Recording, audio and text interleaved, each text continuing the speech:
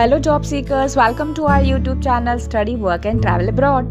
दोस्तों, आज के वीडियो में हम आपको बताएंगे कि अगर आपके पास क्रोएशिया का वर्क परमिट है और आप क्रोएशिया की एम्बेसी या वीएफएस सेंटर में अपना सबमिशन करने की सोच रहे हैं, तो आपको वीज़ा एप्लीकेशन के साथ और कौन से सपोर्टिंग डॉक्यूमेंट्स अटैच करने हैं। तो दोस्तों, चलिए वीडियो को आगे बढ़ाते हैं। दोस्तों, अगर आप इंडिया, नेपाल, बांग्लादेश में हैं तो आपको अपना क्रोएशिया का वर्क परमिट, वीज़ा एप्लीकेशन और सपोर्टिंग डॉक्यूमेंट्स के साथ वीएफएस सेंटर में सबमिट करना पड़ता है। इंडिया में इसके लिए 6 वीएफएस सेंटर्स हैं: बैंगलोर, चेन्नई, दिल्ली, हैदराबाद, कोलकाता और मुंबई। दोस्तों, जैसे पोलैंड में नॉर्थ और साउथ जोन 2 जोन्स में इंडिया को बांटा गया है और अलग अलग एरिया, अलग अलग स्टेट के लोगों को अपने स्पेसिफिक जोन के वीएफएस सेंटर में ही सबमिशन करना पड़ता है। क्रोएशिया में ऐसा कोई रिस्ट्रिक्शंस नहीं है। आपको इन 6 सेंटर्स में से जिस भी सेंटर में अपॉइंटमेंट अवेलेबल होता है, आप वहां जाकर अपने डॉक्यूमेंट को सबमिट कर सकते हैं। दोस्तों, जैसा कि मैंने आपको अपने पहले वीडियो में बताया था कि क्रोएशिया के फाइल सबमिशन के लिए आपको जो उसकी वीज़ा एप्लीकेशन होती है वो क्रोएशिया एम्बेसी की ऑफिशियल वेबसाइट के थ्रू ऑनलाइन फिल करनी होती है। ऑनलाइन फिल करने के बाद आप उस एप्लीकेशन का प्रिंट आउट ले लें। वहाँ पर जहाँ पर फोटो वाला ऑप्शन है, वहाँ पर आपको अपनी फ़ोटो एक एफिक्स करनी है। आपका 2 जगह एप्लीकेंट सिग्नेचर के ऑप्शन आते हैं, वहाँ पे आपको अपना सिग्नेचर करना है। सिग्नेचर आपके पासपोर्ट से मैच होना चाहिए। ये तो बात हुई आपके एप्लीकेशन फॉर्म की। दोस्तों, अब बात करते हैं कि एप्लीकेशन फॉर्म के साथ आपको कौन से इंपॉर्टेंट डॉक्यूमेंट्स अपनी एप्लीकेशन, अपनी फाइल में लगाने होते हैं। तो दोस्तों, पहला इसमें नंबर आता है आपके पासपोर्ट का। दोस्तों, क्रोएशिया के लिए पासपोर्ट की एक स्पेसिफिक गाइडलाइन है। क्रोएशिया की एम्बेसी की चेकलिस्ट के अकॉर्डिंग आपका जो पासपोर्ट की वैलिडिटी होनी चाहिए वो आपके क्रोएशिया के वर्क परमिट के बाद 3 मंथ और तक वैलिड होना चाहिए। फॉर एग्जाम्पल, अगर आपका वर्क परमिट मई 2025 को एक्सपायर हो रहा है तो आपका जो पासपोर्ट होना चाहिए वो जून, जुलाई, अगस्त एंड 2025 तक एटलीस्ट वैलिड रहना चाहिए। वैसे दोस्तों, आप कोशिश करें कि आपका जो पासपोर्ट हो वो मिनिमम 2 साल की वैलिडिटी तक हो, ताकि आपको पूरे प्रोसेस में कहीं पर भी कोई प्रॉब्लम फेस ना करनी पड़े। इसके अलावा दूसरा डॉक्यूमेंट होता है दोस्तों आपके फोटो का। दोस्तों, आपको 2 फोटोग्राफ्स की ज़रूरत पड़ती है। फोटोग्राफ्स आपके वाइट बैकग्राउंड पे रहेंगे। साइज उनका 35 बाय 45 mm रहेगा। ध्यान रखिए दोस्तों, क्रोएशिया के लिए फोटोग्राफ का गाइडलाइन भी थोड़ा सा स्पेसिफिक है।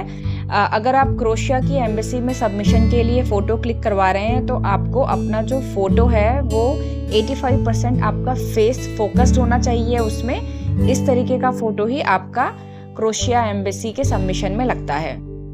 इसके अलावा दोस्तों, नेक्स्ट डॉक्यूमेंट आता है आपका ट्रैवल मेडिकल इंश्योरेंस। जैसा कि बाकी शेंगन रीजन की गाइडलाइंस होती है, तो आपका ट्रैवल मेडिकल इंश्योरेंस जो होना चाहिए वो 30,000 यूरो मिनिमम कवरेज का होना चाहिए।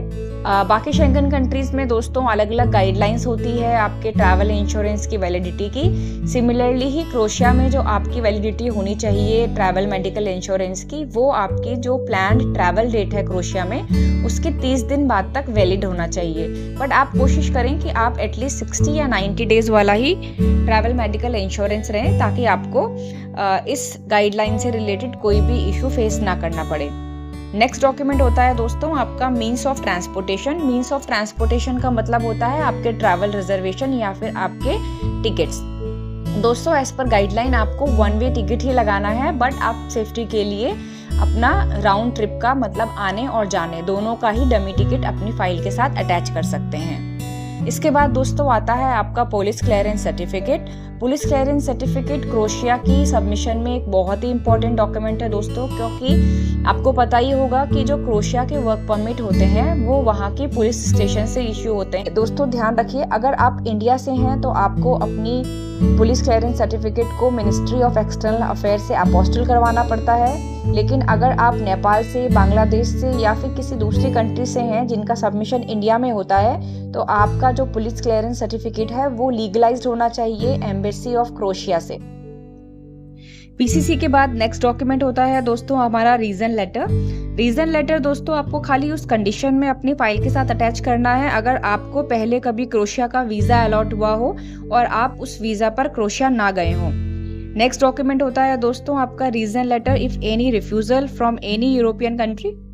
ये आपको लेटर उस कंडीशन में लगाना होता है अगर किसी और यूरोपियन कंट्री के लिए आपने पास्ट में अप्लाई किया हो और आपको वहाँ से वीज़ा का रिफ्यूज़ल मिला हो। नेक्स्ट डॉक्यूमेंट होता है दोस्तों पासपोर्ट फोटोकॉपी।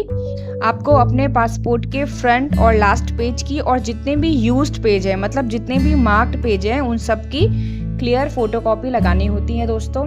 आपको ये प्रोसेस, अगर आपके पास 1 या 2 पुराने पासपोर्ट पड़े हैं तो उनमें भी आपको ये सेम चीज़ करनी पड़ेगी। उन पुराने पासपोर्ट्स का भी आपको फ्रंट पेज, लास्ट पेज और जितने भी यूज्ड मार्क्ड पेज हैं वो सारे पेजेस भी आपको अपनी फाइल के साथ अटैच करने होते हैं। तो दोस्तों ये हमने बात करी कि आपकी वीज़ा एप्लीकेशन के साथ आप कौन कौन से डॉक्यूमेंट अटैच करते हैं जो क्रोएशिया की चेकलिस्ट में मेंशन है। इसके अलावा भी काफ़ी सारे और सपोर्टिंग डॉक्यूमेंट्स आप अपनी फाइल में लगा सकते हैं जिससे आपकी फाइल स्ट्रॉन्ग हो जाती है।